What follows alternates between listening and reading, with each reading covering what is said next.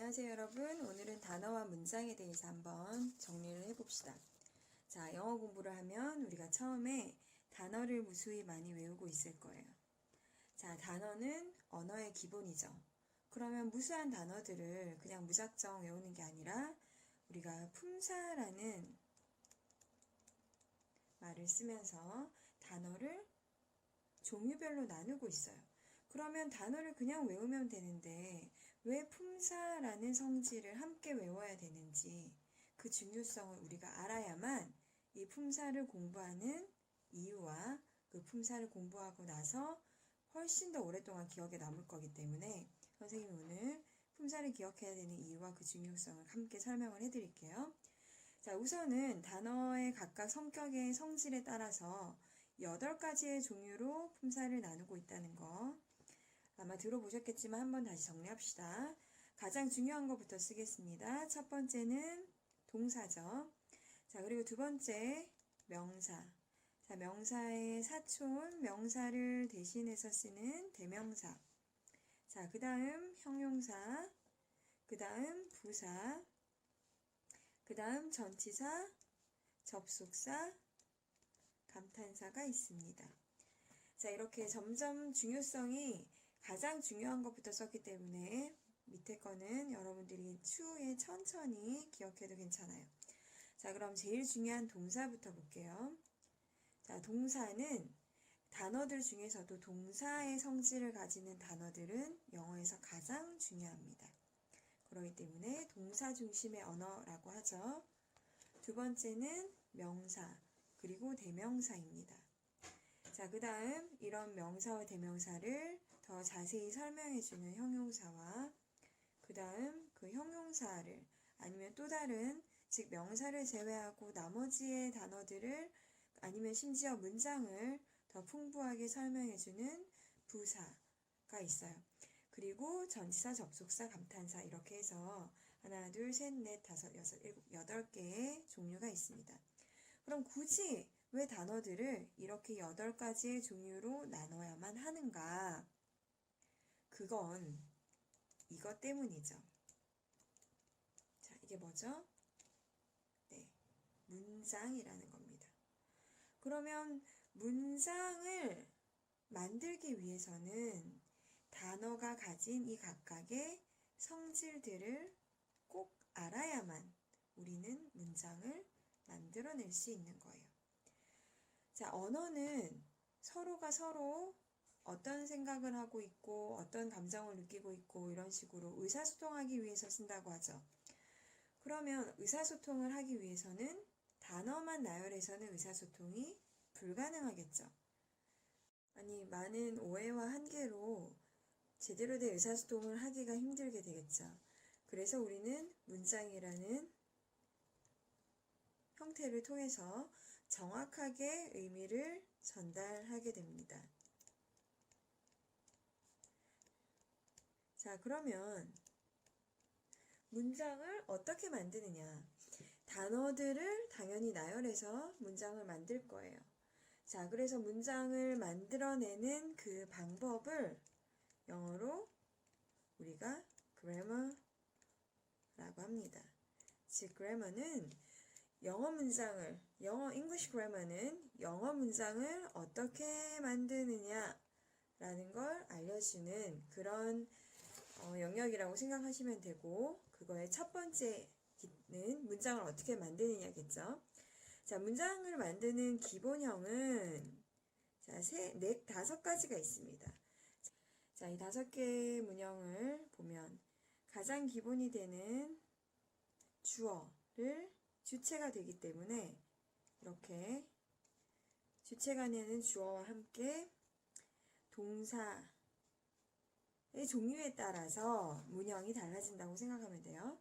자, 첫 번째 빨간색. 자, 동사는 verb이죠. 그래서 선생님이 지금 전부 V자로 표현을 해놨는데, 자, 첫 번째, 즉 빨간 V, 빨간색 심장을 가진 이 첫 번째 빨간색 동사들의 성향은 손에 아무것도 들고 있을 필요가 없어요.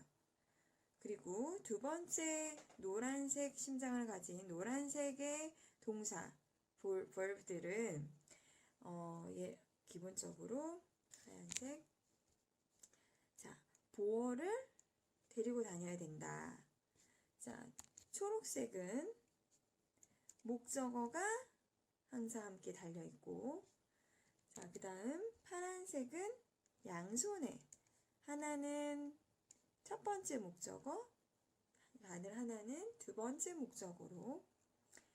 자, 그 다음 마지막 보라색 심장을 가진 동사는 하나는 목적어, 하나는 목적격 보호라는 것을 항상 취해야 해요. 즉, 자, 모든 동사가 각각의 문장의 형태를 만들고 있어요. 즉, 이 동사의 성향이 빨간색 동사의 유형이다 라고 하면 주어와 동사만으로 문장을 이룰 수가 있고, 노란색 동사는 주어와 동사와 그 다음에 보어라는 형태로 문장을 이룰 수가 있고, 세 번째는 주어와 동사와 목적어, 네 번째는 목적어를 두 개를 가지는, 다섯 번째는 목적어와 목적 보호를 가지는 이런 5개의 기본적인 문장 형태를 만든다는 거죠. 선생님이 이렇게 색깔로 표현한 거는 이 동사들이 가장 중요하기 때문이에요. 왜냐하면 영어에서는 이 동사들이 어떻게 문장을 만드는지를 결정하기 때문이죠. 그래서 내가 빨간색 동사를 쓴다? 그러면 얘는 이런 옷을 입고 있어야 돼요. 내가 만약에 초록색 성향을 가진 동사를 사용한다. 그러면 항상 목적어를 취해야만 합니다. 그러니까 각각의 동사들마다 그들이 꼭 취해야 하는, 그들이 꼭 들어야 하는 그런, 그들이 꼭 따라 함께 취해야 하는 요소들이 정해져 있다는 걸 절대 잊으시면 안 됩니다. 그래서 약간 보기 좋게 이렇게 좀 구조화를 해봤는데요. 첫 번째 문장의 형태, 자, 빨간색의 동사를 가지고 주어와 동사만으로 문장을 만들 수 있는 그런 첫째 레드의 예시를 한번 볼게요. 자, 이들 동사들은 rise라는 게 있어요. 아니면 appear, happen. 자, 이런 동사들은 한마디로 주어와 동사만으로 문장이 만들어지는 거예요. 예를 들어서 the sun 이라는 주어와 rise라는 동사만으로 문장이 오케이. 해가 뜹니다. 해가 떠요. 문장이 충분히 완성이 됐죠. 이 문장은 특별히 문제가 없어요.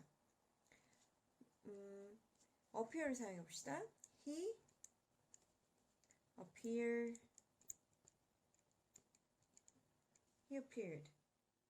갑자기 그가 나타났다. 이것도 동사만으로 문장이 충분히 만들어지는 거예요. 즉, 지금 첫 번째 형인 red형은 아무런 다른 요소가 없이 동사만으로도 문장을 끝낼 수가 있습니다. 그러면 두 번째 노란색 동사를 한번 봐볼게요. 자, 노란색 동사의 형태는 자, 보어를 취한다. C는 보어죠. 즉, 문장에 보충 설명을 해주는 요소가 필요하다. 그럼 이 동사들은 뒤에 어떤 보어의 역할을 하는 것이 없으면 이 문장은 틀린 문장인 거죠. 예를 들면 가장 많이 쓰이는 게 비동사예요. 비동사. 자, 그래서 비동사 뭐죠? 되다, 이다 라는 뜻이 있죠. 자, 이다.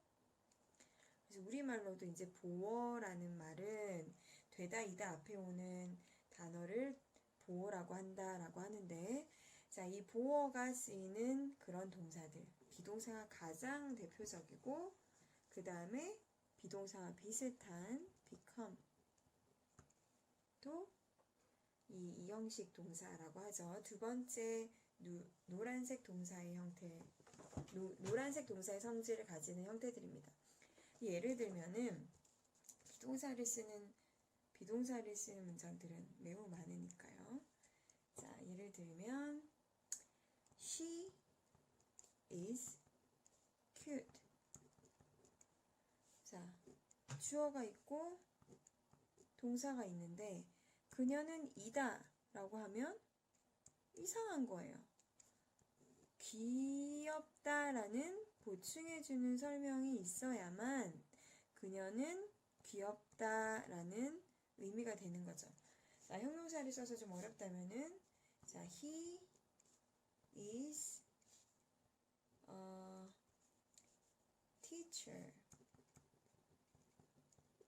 라고 하면, 자, 여기도 그라는 주어와 is 라는 동사가 쓰여서 그는 이다 라고 썼어요. 그럼 이것도 그는 이다로는 문장을 설명할 수가 없어요. 그는 이다가 무슨 말인지 모르죠. 그래서 부용어를 써서 선생님이다 라는 의미를 넣어야만 he is a teacher, 그는 선생님이다가 되는 거예요. 이런 식으로 동사가 노란색 성격을 가지는, 즉 비동사가 쓰였다면 얘는 무조건 보어가 있어야 된다. 자, 세 번째 문형을 한번 봅시다. 세 번째는, 자, 초록색 동사의 형태에서 목적어를 취하는 거예요. 자, 그러면 목적어, 을르레게가 붙는 그런 형태를 취할 수 있는 단어를 생각해 봅시다. 자, love 아니면 like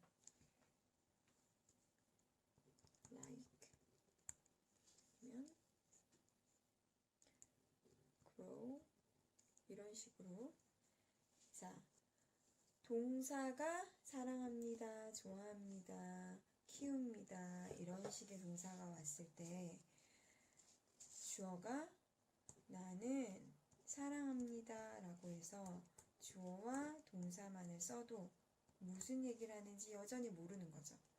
이 동사가 누구누구를 사랑합니다 라고 목적어를 꼭 써줘야 하는 동사라는 거예요. 그래서 누구누구를 사랑한다 라는 의미를 줄 수 있어야 된다는 거죠. 그러니까 너를 사랑한다 라는 이런 목적어가 꼭 있어야 된다는 거예요. 자, 그리고 like를 본다고 해도 you like, 너는 좋아한다 로 끝날 수가 없어요. 누구를 이라는 목적어가 있어야 된다는 거예요. 그래서 him, 너는 그를 좋아한다 라는 목적어를 필요로 한다는 거죠. 자, 그 다음에 파란색 네 번째의 파란색 동사를 한번 볼게요. 자, 파란색의 동사 형태는, 자, 목적어를 두 개를 취하는 그런 동사입니다. 그러면 파란색 동사들의 예를 한번 보면 give, 주다, show, 마찬가지 보여주다, teach, 가르쳐주다, buy, 잠시만요. buy, 사주다. 이런 식의 동사들은, 자, 파란색 동사들이라고 봅시다. 즉, 이런 동사들은 이렇게 생겨야 돼요. 목적어를 두 개를 취해야 된다는 거죠. 자, 그래서 예를 들면 내가 줬다 라는 주어와 동사를 썼어요. 근데 이것도 지금 파란색 동사이기 때문에 뒤에 꼭 목적어 2개를 써줘야 된다는 거죠. 그렇지 않으면 무슨 얘기를 하는지 모르는 거예요. 내가 줬다. 에이? 모르죠. 무엇을이 필요한 거예요. 또 누구에게가 필요한 거예요. 자, 내가 만약에 무엇을 줬다. 내가 캔디를 줬다. 캔디를 줬어요. 캔디스를 누구한테? I gave candies만 해도 나는 캔디를 줬습니다. 라고 하면 무슨 말인지 모른다는 거죠. 너한테 캔디를 줬다고 해서 누구한테라는 의미를 가지는 또 다른 목적어도 써야 된다는 거예요. 그래서 you라는 목적어와 candies라는 목적어, 즉 목적어 2개를 써야만 문장이 만들어질 수 있는 그런 파란색 유형의 동사들을 우리가 4번째라고 보고, 자, 마지막 5번째에 자, 보라색 그 성향을 갖는 동사들을 봅시다. 자, 얘들은 화면이 오케이.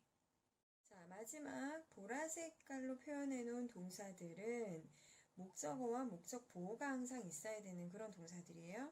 예를 들어서 make 아니면 keep 아니면 call 이런 동사들은 목적어와 목적 보호 2개를 꼭 가지고 있어야 된다 라고 생각합시다. 자, 쉽게 예를 들어서 또 봅시다.